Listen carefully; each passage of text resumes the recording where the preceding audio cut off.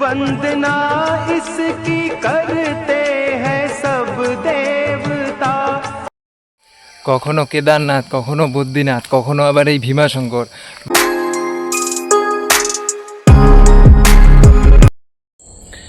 আজকের ভিডিওটা শুরু করার আগে একটা কথা বলি। একজন যে ট্রাভেল ব্লগার, তার যে এই ব্লগ করতে একবার বাড়ির থেকে বের হলে ধরুন 2টো বা 3টে রাত্রি জাগনা কতটা কষ্ট, সেটা একজন ট্রাভেল ব্লগারই জানে। তো এবার ঘটনা হচ্ছে, লাস্ট যে ব্লগটা করলাম তার ভিউজ ধরুন 2 দিনে মাত্র 6টা।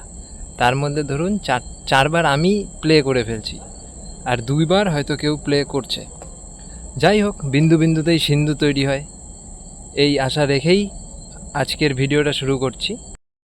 তো আজকের ভিডিও শুরু করছি নিউ কুচবিহার স্টেশন থেকে। এখান থেকে যাব আমরা দ্বাদশ জ্যোতির্লিঙ্গের অন্যতম গুয়াহাটির ভীমাশঙ্কর মন্দির দেবের দর্শন করতে।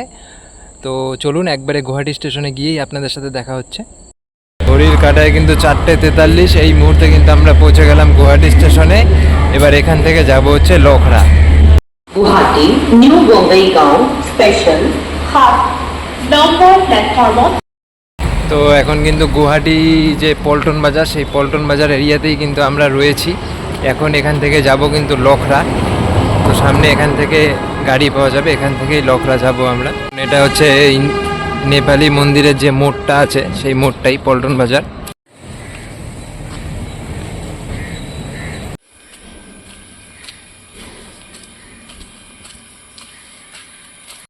তো এই যে দেখছেন রাস্তাটা, এই রাস্তাটাই কিন্তু ভীমাশঙ্কর মন্দির যাবার রাস্তা। এই যে দেখুন, যেই রাস্তাটা পাহাড়ের উপরের দিকে উঠে গেছে, এই রাস্তাটা দিয়েই কিন্তু যেতে হবে মন্দির দর্শন করার জন্য। আর আপনাদেরকে বলে রাখি, সন্ধ্যা 6টা থেকে কিন্তু সকাল 7টা পর্যন্ত মন্দির দর্শন বন্ধ থাকে।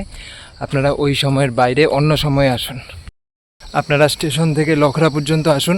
লখরার থেকে যে কোনো টোটো বা ছোট গাড়ি, অটো আপনারা বলবেন ভীমাশঙ্কর মন্দির যাব, আপনাদের কিন্তু এখানে নামিয়ে দেবে।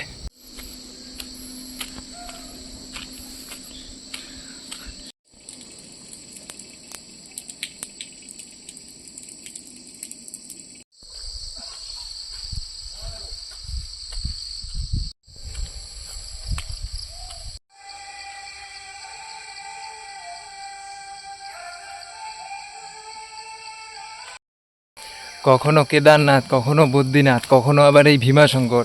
বাবা মহাদেব কিন্তু সর্বদাই সবার জন্য সব জায়গায় বিরাজিত। ভীমাশঙ্কর দ্বাদশ জ্যোতির্লিঙ্গের অন্যতম ধাম। এই ভীমাশঙ্কর মন্দির হচ্ছে গুয়াহাটির পামহির কাছে ডাইনি পাহাড় বা ডাকিনী পাহাড়ে অবস্থিত একটি জ্যোতির্লিঙ্গ ধাম। এই ধাম দ্বীপের বিলের সামনে পার্বত্য অঞ্চলে অবস্থিত। পৌরাণিক আখ্যান মতে এখানে ভগবান মহাদেব ভীমাসুর নামক দৈত্যকে নিবধ করতে অবতার ধারণ করেছিলেন। এটাই, এখান দিয়েই কিন্তু আপনাদেরকে ভেতরে ঢুকতে হবে। শিব পুরাণ এবং কৌটি রুদ্র সংহিতা মতে ভীমাশঙ্কর বা ভীমেশ্বর ডাইনি পাহাড়ে অবস্থিত। সেই সৌজন্যে ভক্তরা পামেহির এই ধামকে দ্বাদশ জ্যোতির্লিঙ্গ রূপে বিশ্বাস করে। অনেক লোক পুনা শহর চেয়ে ভীমাশঙ্কর ধামকেও দ্বাদশ জ্যোতির্লিঙ্গ রূপে অবধারণ করেন। এই ধামে কোনো মন্দির দেখতে পাওয়া যায় না, বরঞ্চ এখানে একটি শিবলিঙ্গ এবং সেই শিবলিঙ্গের সামনে দিয়ে বয়ে থাকা একটি পার্বত্য ঝোড়া দেখতে পাওয়া যায়, এবং এই শিবলিঙ্গকেই এখানে আরাধনা করা হয়। তো দ্বাদশ জ্যোতির্লিঙ্গের যে অন্যতম ভীমাশঙ্কর দেবের টেম্পেল, এই মন্দিরেই কিন্তু আমরা এখন আছি। আর পুরো মন্দিরটা আপনাদেরকে ভালো করে ঘুরিয়ে দেখাবো। কর্ণকে রামের বিরুদ্ধে যুদ্ধে আমন্ত্রণ জানান, কিন্তু কুম্ভকর্ণ যতক্ষণ রাবণ তাকে তার সাথে বিবাহে সম্মতি প্রদান না করে, ততক্ষণ যুদ্ধ যেন অসম্মত থাকেন।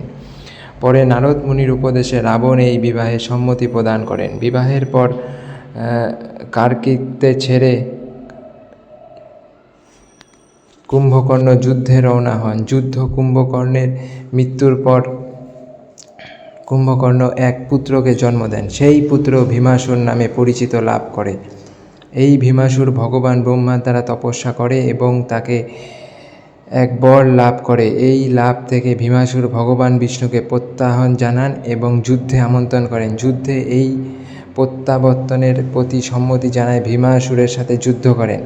ব্রহ্মার বরের মূল্য রাখতে এই যুদ্ধে বিষ্ণু পরাজয় রাবণ করেন। এরপরে ভীমাসুর অহংকারী হয়ে পড়ে এবং বিভিন্ন রাজাকে বশ এবং বন্দী করার আরম্ভ শুরু করে। ভীমাসুর কামরূপের রাজা প্রিয়ধর্মনকে কামরূপেশ্বরে পরাজিত করে তার পত্নীকে দাক্ষিণা দেবীকে দ্বাদশ জ্যোতির্লিঙ্গের অন্যতম রাখে। গুয়াহাটির ভীমাশঙ্কর মন্দিরের দর্শন কিন্তু করে আমরা বেরিয়ে চলে আসলাম। আর আজকের মতো কিন্তু ভিডিওটা এখানেই শেষ করছি। ভিডিওটা ভালো লাগলে অবশ্যই লাইক, শেয়ার অ্যান্ড সাবস্ক্রাইব করে দেবেন। পরের ভিডিওতে খুব তাড়াতাড়ি আপনাদের সাথে দেখা হচ্ছে।